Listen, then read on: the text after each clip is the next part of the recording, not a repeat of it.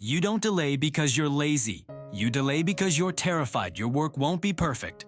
And no, this isn't just regular procrastination. This is something called perfectionist paralysis. And it's the silent productivity killer of high achievers, creatives, and overthinkers, just like you. But there's another, newer type of procrastination that's rising fast. Revenge bedtime procrastination. This is when you stay up way too late scrolling, watching, or even working. Not because you truly want to, but because you are trying to reclaim a sense of control after a long day that felt like it wasn't yours at all. Today, we're going to dive deep into the psychology behind both of these habits. And more importantly, I'm going to share 3 science-backed strategies to help you break free from this cycle without ever having to lower your high standards. Let's begin. First, let's unpack the perfectionist trap. Here's the big misunderstanding. Perfectionists aren't actually obsessed with achieving excellence. They're terrified of not being enough. A 2023 study from the University of York found something fascinating. It revealed that perfectionists don't procrastinate because they're lazy, but because they have an intense fear of negative evaluation, even if the only person evaluating them is themselves. Their internal monologue sounds something like this. If this isn't absolutely perfect, it's completely worthless. Or, if I fail at this, it just proves I'm a fraud. This mindset creates a vicious, self-defeating loop. First, you set impossibly high standards. Then, you feel completely overwhelmed by them. Naturally, you delay starting the task to avoid that feeling. Then, the deadline looms, and you're forced to rush at the last minute. You end up producing work that's just good enough, which makes you feel like a failure, reinforcing the belief that you aren't capable. The ultimate irony here: perfectionism doesn't lead to better results. It leads to burnout, crippling anxiety, and countless missed opportunities. Now let's talk about that second form, revenge bedtime procrastination. Picture this. You've had a long, grueling day. It was filled with back-to-back meetings, an overflowing email inbox, and you had zero autonomy over your schedule. It's now 11 p.m., you're exhausted, but you tell yourself, just 10 more minutes of TikTok. Sound familiar? But here's the thing. It is not really about the funny videos or the interesting content. It's about reclaiming a sliver of control in a day where you felt you had none. This is revenge bedtime procrastination, a term that went viral back in 2020 and is now being studied by sleep researchers at Harvard Medical School.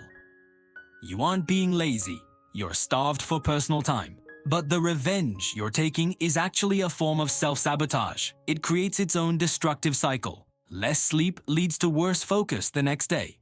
Worse focus means less control over your work and your time, which then leads to a greater need for more revenge procrastination that night. It's a cycle of pure exhaustion disguised as personal freedom.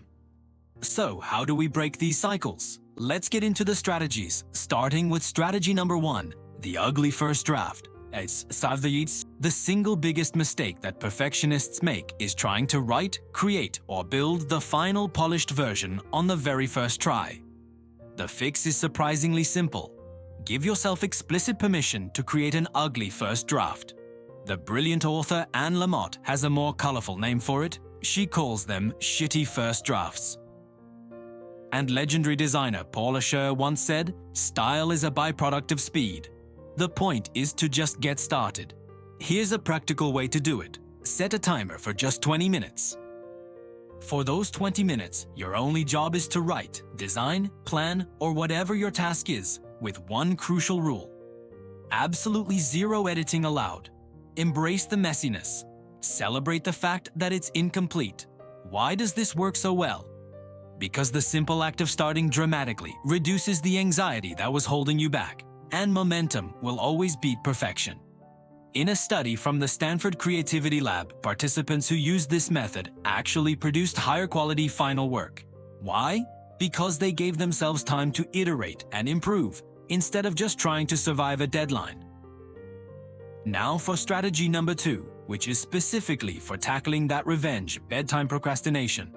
Time blocking for autonomy. Remember, revenge procrastination isn't a failure of willpower, it's a direct response to a lack of control.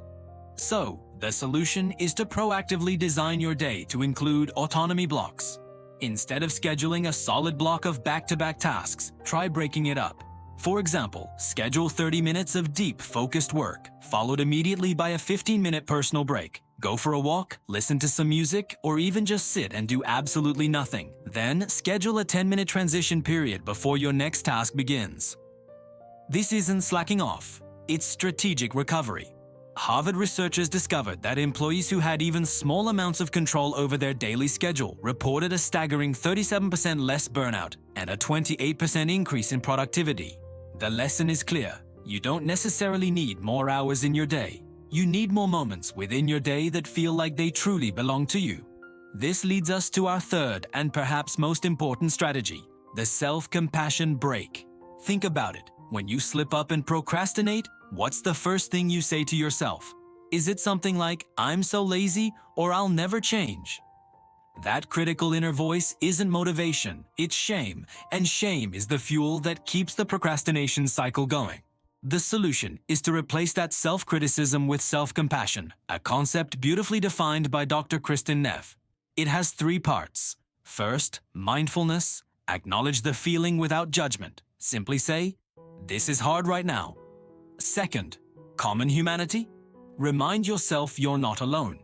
Everyone struggles with this from time to time. And third, kindness. Ask yourself what you need. What do I need right now to move forward? This isn't just feel-good advice, it's backed by data. A 2022 meta-analysis found that practicing self-compassion reduced procrastination relapse by 40%. It works because it removes the shame that makes you want to hide from the task. You don't need to be perfect, you just need to be kind to the part of yourself that's struggling and trying its best. Let's see how this works in the real world. Meet Elena, a 32-year-old graphic designer. She was a classic perfectionist procrastinator. She'd constantly miss deadlines, only to pull stressful all-nighters to get the project perfect. Even when her clients praised her work, she secretly felt like a fraud. So, she decided to try these strategies. She committed to making ugly first drafts for every single project, just to get the ideas flowing. She implemented autonomy blocks into her day, 20 minutes of design work, followed by a 10-minute walk outside. And when she did slip up and procrastinate, she practiced the self-compassion break instead of beating herself up. And the result? She started delivering all her work on time, with significantly less stress. But here's the most interesting part. Her clients started telling her that her new work felt more authentic and creative. She didn't lower her standards at all. She simply freed herself from the prison of perfection. So, let's bring it all together. The goal isn't perfection. It never was. The real goal is progress. And progress begins the very moment you give yourself permission to be human, to be messy, and to be imperfect. It starts when you prioritize consistency over intensity and kindness over criticism. Thank you so much for watching MindHack Daily. If this video helped you in any way, please give it a like, subscribe to the channel, and hit that notification bell so you don't miss out. We post new, science-backed mind hacks every single weekday at 13 watts UTC. I hope to see you tomorrow.